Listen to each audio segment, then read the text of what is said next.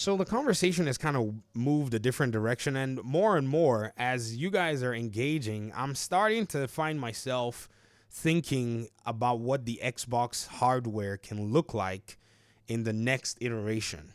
Now, don't get me wrong, no company is too big to fail. Okay? I don't believe that any company can, perpetually weather any storms or whatever it is. However, Xbox put itself in a very interesting position when it went ahead and found a way to rake in money from subscriptions, rake in money from game sales, buy big games to make it rake in money from game sales, and put its games on PC to survive the Xbox One generation, which was a generation that they got bodied in. Okay? That's where they got bodied. Now, when you look up how many Xbox Series consoles were, Xbox One consoles, were sold, you'll see a number that, is around the 60 million mark, 58 million to be precise, if you actually wanted to go with what we have so far. Apparently, this 58 million units worldwide is the number. In my last video, I said Xbox only need touch this particular amount for them to be able to stay in business. Actually, in this case, dominate, because they now have content to deliver with 60 million consoles. When they didn't even have as much content, they made it through the Xbox One generation by actually launching their games on Steam day one. We know that because those games on Steam were pretty much showing up in the best sales category. Like, you go back and look at those, the best of Steam 2019, 2020, 2018, 2017, and you see Xbox games littered all through. If you go back and find these, look at them right here. I'm showing it to you. If you go find these numbers, these top selling games on Steam, you'll find Xbox's titles on there. So they kept all their studios open. They got Game Pass going. Now Game Pass is growing bigger because they now have Call of Duty on there. They're attracting more people. They still have Activision games that they still need to drop on there as well, by the way. This is going to be very interesting as they start doing it. I feel like they're going to use it as like hype mechanism. I think they're going to use it like, as a marketing thing or whatnot, whatever the heck it is you want to call it. But one of my audience members is a little skeptic. They said, expecting this series generation, thinking Xbox will land 60 million units is next level delusional. Then it did a laughing face. Now, it's just a hypothesis. Are they going to sell 60 million units? I don't know. Are they going to be able to sell more? I don't know. But here's what you're not considering. And this is actually very interesting. Right now, Xbox is still supporting the Xbox One consoles via cloud gaming, via, Game Pass and other means for people to still be able to play and use those systems.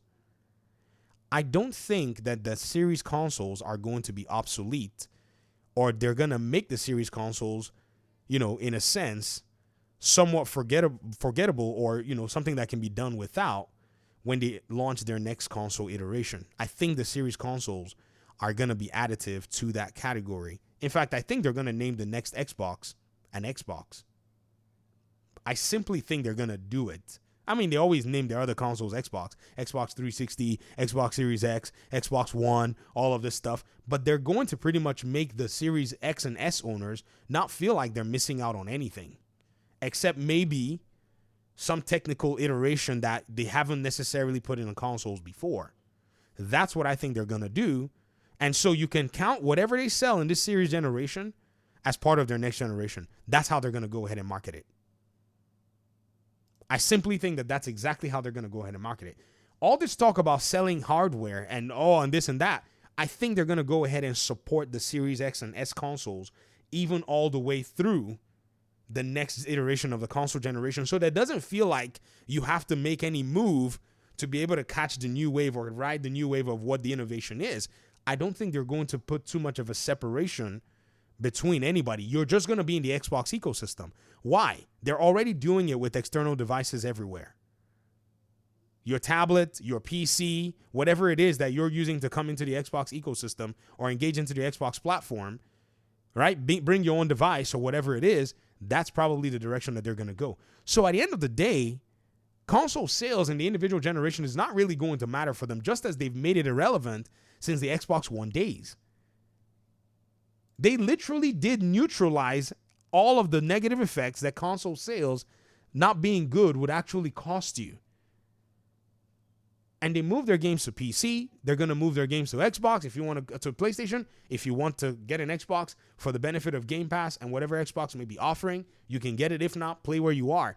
They literally are absorbing all of the challenges that you would probably see all over the place. So whether or not they even hit 60 million units this particular generation, it wouldn't even matter. It wouldn't even matter. Multi-game delivery is now going to be their forte. Simple, because even PlayStation themselves is starting to do the same thing, but they don't have anything like Game Pass. This is why when you go ahead and look at that document that was, basically published from the leak that happened in 2023, PlayStation literally points it out and says Microsoft can supply multi-game, subscription console games, and PC games. So you mean to tell me right now that with the small Xbox console, old school console, you can still access Microsoft's ecosystem? You can still play games like Minecraft. You can still play games like Call of Duty. I think we're probably going to continue to see that as we move on. Because if they were to say, oh, you know what, the new Xbox, everybody needs to come buy it, that proposition is not going to work. In fact, they made a mistake. They should not have really separated too much of both generations when they made the Series generation in this iteration. They should have literally made it feel like the only capability you're getting is just a little bit more power. I can also understand, though, them basically saying we want to basically push the generations forward and all that. But, I mean, Capcom and these other companies are making games for the PS4 and the Xbox One. They really did screw the pooch. Sure, they wanted you to come buy new hardware and stuff, but, man, they could have been giving you these games at $720 to play. 920, 920, whatever the heck it is. But maybe they didn't want to cause too much of a burden for developers. But think about it. Cyberpunk 2077 launched on the Xbox One console. It was able to play on the Xbox One. It was a PS4 version that was actually bad, but the game launched on the Xbox One. Now, the developers, they felt it. They were like, man, we're doing 9 versions of this game. So maybe once in a while, it makes sense to collapse, your old hardware. But I think right now where the Series hardware is and the PS5 hardware, it'll be hard for console manufacturers to go ahead and do too much at the price point that it actually is for the technology. So I think this is basically what Xbox is more than likely going to leverage in their next iteration of their consoles. I don't know. This is just a hypothesis, man. To be very honest, I'm just thinking how they're going to position their hardware in the next market when they come in at the end of the day. And I think that's probably what they're going to do. And I'm getting this particular, notion from their This Is an Xbox campaign. They're signaling that there's going to be pretty much this, ubiquitous nature of what you call an Xbox hardware all over the place, where you can access Xbox games, however your hardware can do it. Because think about it, guys. The iPad, right? Your iPad cannot play these games natively, but they want to still pursue that, cloud audience. So the Xbox One versions, which are, for the most part, just as good in terms of processing, I say just as good, better than iPads, better than your mobile devices, they also can access these games via cloud. So they're not going to just leave support for those particular hardware pieces. Those are part of the Xbox ecosystem at the end of the day. Very interesting stuff. Talk to me in the comment section. I want to hear what it is that you guys think. Those of you that, are looking forward to the next Xbox iteration, what do you think they're going to do with those generations? Peace out.